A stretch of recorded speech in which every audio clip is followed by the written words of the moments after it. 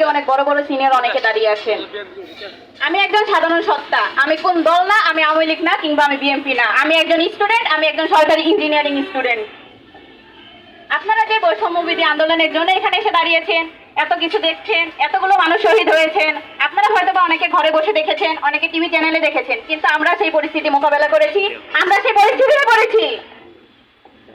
এই ছাত্র আন্দোলন আমরা হয়তো বা 1971 কিংবা 1952 সাল দেখিনি, আমরা 2024 সালে দাঁড়িয়ে গণহত্যা থেকে শুরু করে রক্তাক্ত রাজপথ সহ দেখেছি 15ই আগস্ট, 5ই আগস্টের স্বাধীনতা।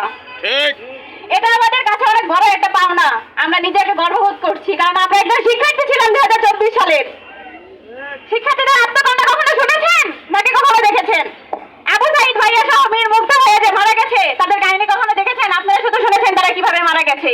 একটা ভার্সিটি স্টুডেন্ট ভার্সিটিতে পড়তে গেলে তাকে কতটা কষ্ট করতে হয় সেটা কি আপনারা জানেন? আমাদের কাছে দিন রাত মিলে 24 ঘন্টা সময় থাকে। যখন আমরা একটা ভার্সিটি, সরকারি পলিটেকনিক বা ভার্সিটিতে চান্স পেতে যাই, তখন আমাদেরকে 18 ঘন্টা পড়াশোনা করতে হয়। আমাদের কাছে 4 ঘন্টা সময় থাকে ঘুমানোর জন্য আর 2 ঘন্টা খাবার দাবারের জন্য, বাকি 18 ঘন্টা আমাদের টেবিলে পড়ে থাকতে হয়। তারপরে আমরা সরকারি চাকরি পাই না কেন? এই কোঠার জন্য। আমাদের বাবার না আছে টাকা, না আছে বাবা, না আছে কাকা, না আছে আমাদের দাদার মুক্তিযুদ্ধ কোঠা। আমাদের মেধার জোরে চলতে হয়, মেধার জোরে আমাদেরকে চাকরি পেতে হয়। আমাদের পড়াশোনা শেষ করতে লাগে 25 বছর, আর আমাদের সরকারি চাকরির বয়স থাকে 30 বছর। 5 বছর আমাদেরকে সরকারি চাকরি খুঁজতে খুঁজতে যেতে হয়, কিন্তু তারপরে আমরা সরকারি চাকরি পাই না এই সাধারণ কথাগুলোর জন্য। মীর মুগ্ধা ভাইয়া মারা গেছে এবং আবু সাইদ ভাইয়াও মারা গেছে। তারা সাধারণ ছাত্র ছিল, সাধারণ স্টুডেন্ট ছিল, সাধারণ মেধাবী স্টুডেন্ট ছিল, কিন্তু এই স্বাধীনতা হয়তো বা তারা আজকে দেখতে পারেনি। তারপরে আমরা ধন্য। অনেক বড় বড় নেতারা আছেন যারা কোনো কিছু হলে আছে অস্ত্র ধরেন, কিন্তু আমরা শিক্ষার্থীরা হাতে কলম নিয়ে যুদ্ধ করেছি। এই কলমের জোরে আমরা স্বাধীনতা পেয়েছি। আমাদের হাতে কোনো অস্ত্র ছিল না, কোনো কিছু ছিল না, আমরা অস্ত্র ধরিনি, কারণ যে হাতে আমরা কলম ধরে সে হাতে আমরা অস্ত্র ধরবো না। আমরা সন্ত্রাস না, আমরা সাধারণ স্টুডেন্ট। হয়তো আমি আপনাদের সামনে কথা বলতে পারছি না, আমার হাত পা কাঁপছে ইতিমধ্যে, কারণ এই সিচুয়েশনে কখনো পড়তে হবে আমি কখনো ভাবিনি, কিন্তু এই অত্যাচারিত আমিও হয়েছি। আমরা যখন রাজপথে নেমেছিলাম, আমরা অত্যাচারিত হচ্ছে কাদের কারণে? ছাত্রলীগের জন্য। ছাত্রলীগ নাকি ছাত্রদের জন্য? ঠিক না, আমাদের কাছে অত্যাচারিত হয়েছে আমাদের ছাত্রদের জন্য। যে ছাত্রলীগের অত্যাচার আমরা হোস্টেল পর্যন্ত থাকতে পারিনি, বাধ্য হয়ে হোস্টেল ছেলে বাসায় আসতে হয়েছে। বাসায় এসে যখন রাজপথে নামবো, বাবা মার জন্য রাজপথে নামতে পারিনি, কারণ তারা বাধা দিয়েছে, কারণ আমরা মেয়ে মানুষ, আমাদের জীবনে নিরাপত্তা ছিল না। তারপরে যতদিন বাইরে ছিলাম, ভার্সিটি অঞ্চলে ছিলাম, ততদিন নিজেদের অভিজ্ঞতা ধরে রেখেছি, নিজেদের জন্য অনেক কিছু করেছি, কিন্তু এখানে এসে কোনো কিছু করতে পারিনি, কারণ আমাদের কোনো নিরাপত্তা নেই। আমরা এখানে স্বাধীনতা পেয়েছি, অনেক কষ্ট করে পেয়েছি।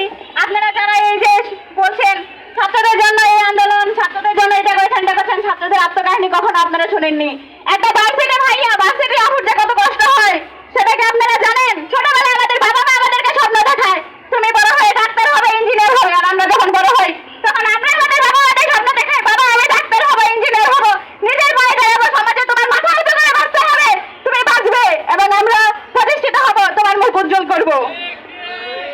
এই কথা নিয়ে যত আন্দোলন হয়, যখন আমরা বড় হই, পড়াশোনা করি, এত মেধাবী হই, তারপরে আমরা কোনো চাকরি পাই না, কোনো কিছু পাই না, যার কারণে আমাদের এই কোরআনের মুখগুলো বাবা মাকে দেখাতে পারি না, যার কারণে নিজের আত্মহত্যার পথে ছেলে যখন সরকারি চাকরি না পাই। এত পড়াশোনা করে এত মেধাবী হয়ে কি হবে যদি সরকারি চাকরি করতে না পারি? আমার জীবনে ছোট একটা অভিজ্ঞতা আমি তুলে ধরছি। আমাদের কলেজে এক বড় বাপু ছিল বগুড়া জেলার, আপনারা হয়তো না সবাই জানবেন, এই শাসন ব্যবস্থা যত 15-16 বছর ছিল, বগুড়া জেলার কোনো ছাত্রছাত্রী সরকারি চাকরি হয়নি। কারণ কি জানেন? কারণ কখনো শুনেছেন? ছিলাম না, কারণ আমি কোনো ইতিহাসের স্টুডেন্ট না। এই বগুড়া জেলার প্রত্যেকটা স্টুডেন্টের সরকারি চাকরি না হওয়ার কারণ ছিল এই বিএনপি জন্ম ছিল, একজন অধিনায়কের জন্ম ছিল বগুড়া জেলাতে। বাংলাদেশে 15-16 বছরের যে শাসন ব্যবস্থা আপনারা দেখবেন, সেখানে দেখবেন রাস্তায় যতগুলো পুলিশকে আপনি জিজ্ঞেস করবেন, সবাইকে যদি জিজ্ঞেস করেন আপনার বাড়ি কোথায়, সবাই বলবে আমাদের বাড়ি হচ্ছে গোপালগঞ্জে, কারণ এতদিন এই গোপালগঞ্জের কারণে এতগুলো পুলিশের চাকরি হয়েছে, যার কারণে মৃত্যুবরণ করছে সাধারণ ছাত্রী, সাধারণ জনগণ, এবং এগুলো প্রভাব পড়েছে আমাদের উপর। তখনও খোঁজ খবর নিয়েছেন একটা স্টুডেন্ট আত্মকাহিনী কি? গ্রাম থেকে শহর থেকে যখন আমরা এত বড় পর্যন্ত ভার্সিটিতে যাই, আমাদের পিছনে কত বাধা থাকে, ছাত্রলীগ সহ হাজার জনের বাধা থাকে, কিন্তু সেই বাধা পারিয়ে আমাদেরকে এগিয়ে যেতে হয় শুধুমাত্র বাবা মার স্বপ্ন পূরণ করার জন্য। এই আনন্দ যখন মত প্রকাশের আনন্দ, সেখন আমি কিছু মতামত প্রকাশ করতে চাই। আমাদের জীবনে এই 15-16 বছর অনেক শাসন ব্যবস্থা আমরা দেখেছি। সেখানে কি দেখেছি আমরা? আমাদের স্কুল কলেজে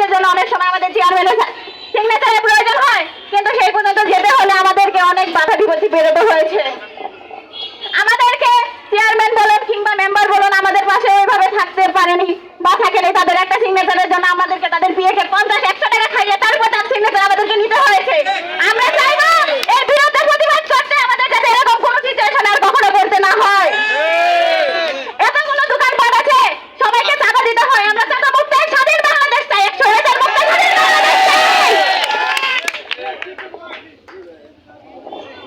এই 100,000 মুক্ত স্বাধীন বাংলাদেশ যখন হবে, আমরা সন্ত্রাস মুক্ত চাই।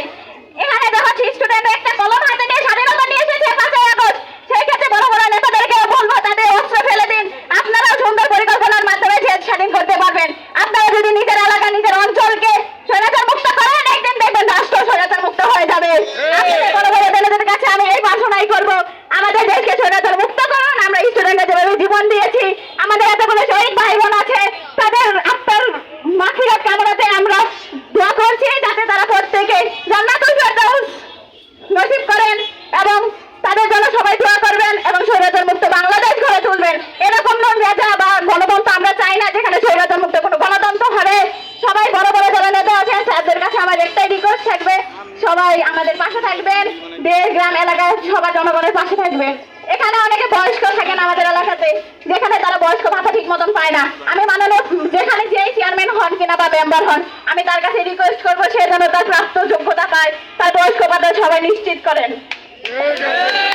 সবাইকে এই বলে আমি আমার সংক্ষিপ্ত বক্তব্য শেষ করবো। হয়তো অনেক কিছু ভুল বলেছি, যদি আমার কথায় কোনো ভুল ত্রুটি থেকে থাকে সবাই আমাকে ক্ষমার দৃষ্টিতে দেখবেন। আমি একটা ছোট মানুষ, আমি এখানে এসে দাঁড়িয়েছি, কিন্তু আমি এগুলো না বলে থাকতে পারিনি, যার কারণে আমি বলতে হয়েছি, কারণ আমি এক সময় অত্যাচারিত হয়েছি। এই 5ই আগস্ট স্বাধীনতার মধ্যে আমার অবদান ছিল। যদি ভবিষ্যতে কেউ স্বাধীনতা সম্পর্কে জানবে, 1971 কিংবা 1952 সালের ইতিহাস সম্পর্কে আমরা জানি, কিন্তু 2024 সালের স্বাধীনতা সম্পর্কে যখন সবাই জানবে, তখন আমিও বলতে পারবো সেইখানের একটা অবদান আমি নিজে আছি। সবাইকে ধন্যবাদ জানাচ্ছি। আসসালামু আলাইকুম।